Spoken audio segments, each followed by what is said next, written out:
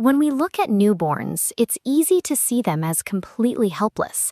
They seem like fragile blank slates with zero instructions for how to operate.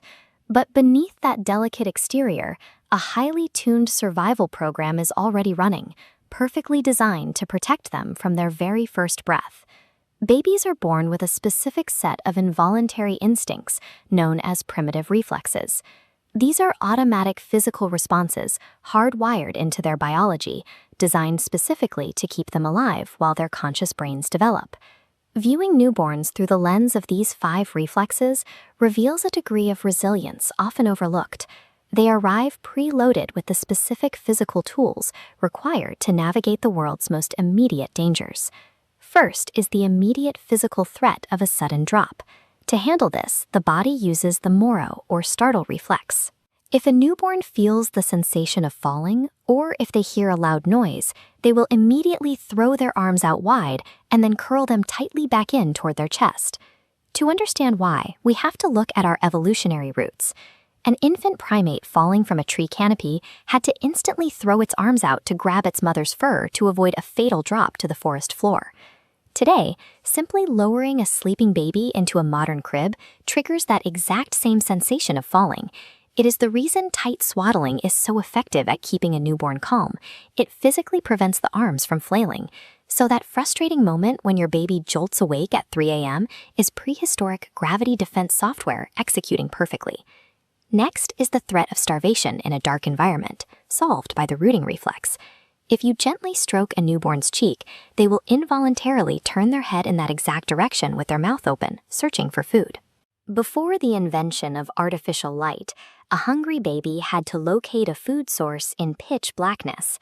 This reflex acts as an automatic, unconscious GPS, using touch instead of sight to map a direct path to a meal. Parents can use this hardwired response to easily guide a baby to breastfeed or take a bottle, simply by stroking the cheek closest to them. It is a brilliant biological workaround for a creature that hasn't yet learned how to focus its eyes. Then there is the danger of separation while on the move, managed by the palmar grasp.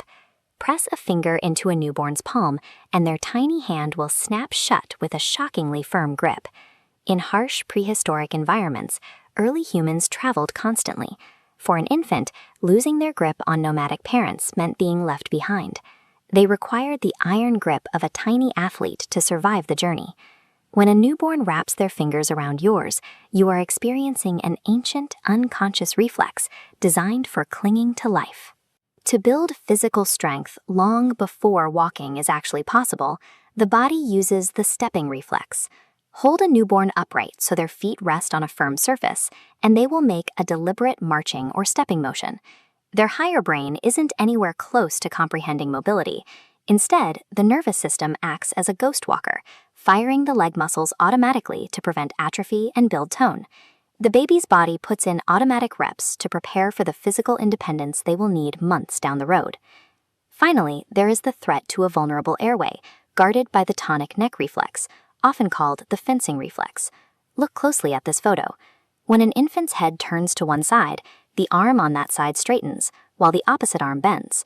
A newborn lacks the neck strength to protect their own airway if they end up face down. This extended arm acts as a biological kickstand, physically preventing a top-heavy infant from accidentally rolling onto their stomach before they have the strength to roll back.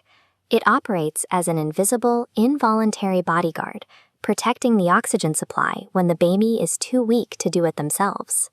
Almost all of these involuntary survival reflexes will fade away by the time a baby reaches 4 to 6 months of age. The baby is not losing skills.